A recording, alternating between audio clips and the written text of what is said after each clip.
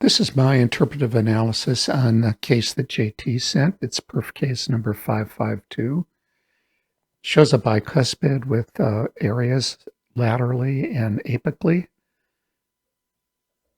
These are the CT scans that JT took.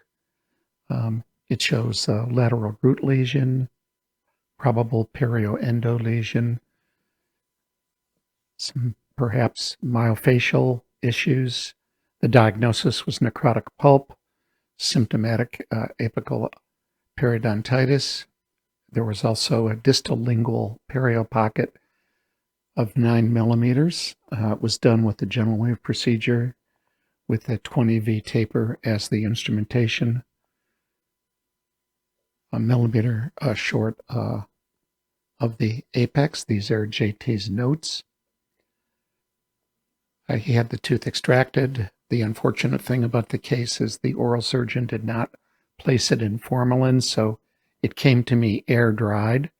And this is my radiographs of the case before disassembling it.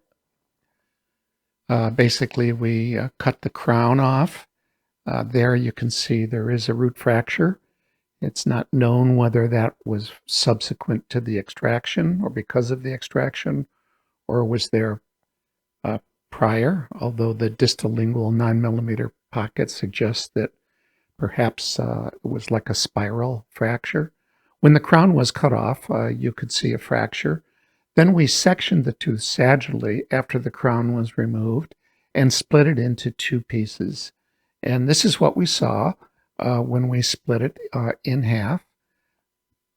There was still some pulp tissue left, both in the Y part of the canal and the terminal end of the root.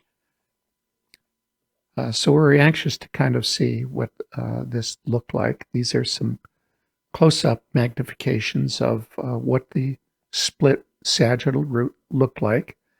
And there was definitely pulp tissue present, as well as the calcium hydroxide.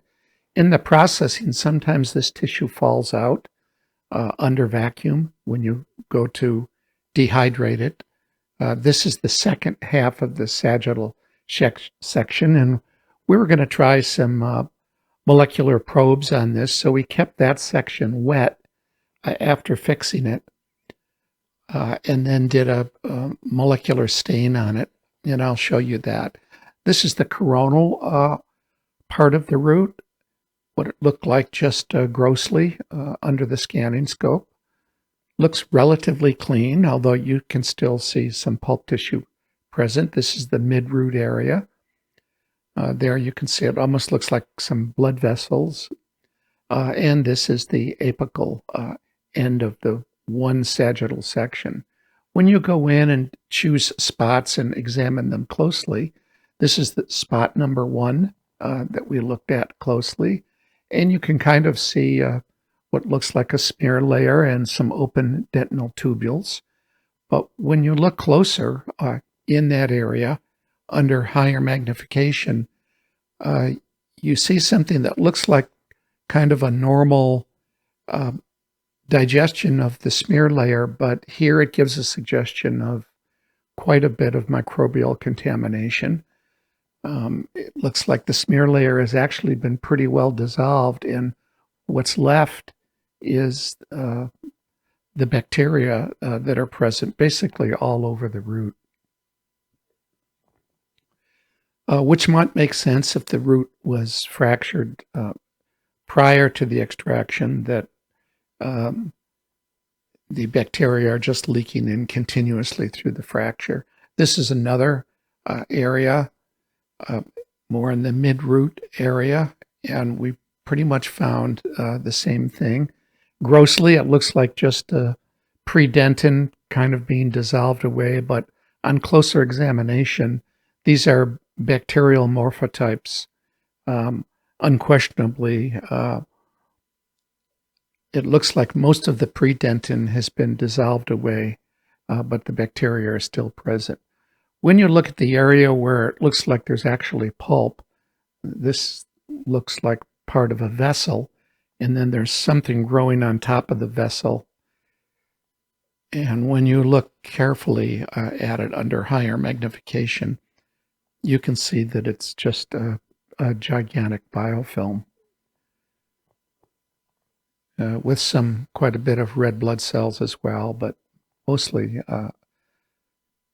planktonic bacteria. And when you actually look at an area that looks like it's the smear layer, but when you look at it carefully, it isn't. It's just encrusted biofilm. So this is another area in the other lingual root, and it's pretty much the same story everywhere we looked, trying to give you a sense of what it's like looking at it grossly and then at higher magnification.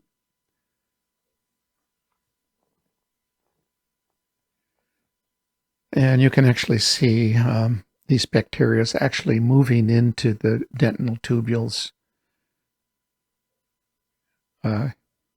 Here's a high magnification view of the dentinal tubule with the microbial advancement right into the tubule. So this was present pretty much everywhere in the tooth.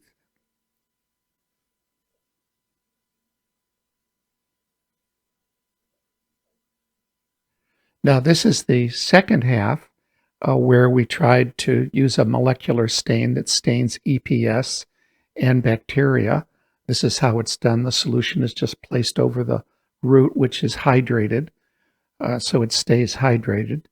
And you use very small quantities of the stain. I'm using cyto9 and wheat germ agglutinin here, and it stains EPS and bacteria red.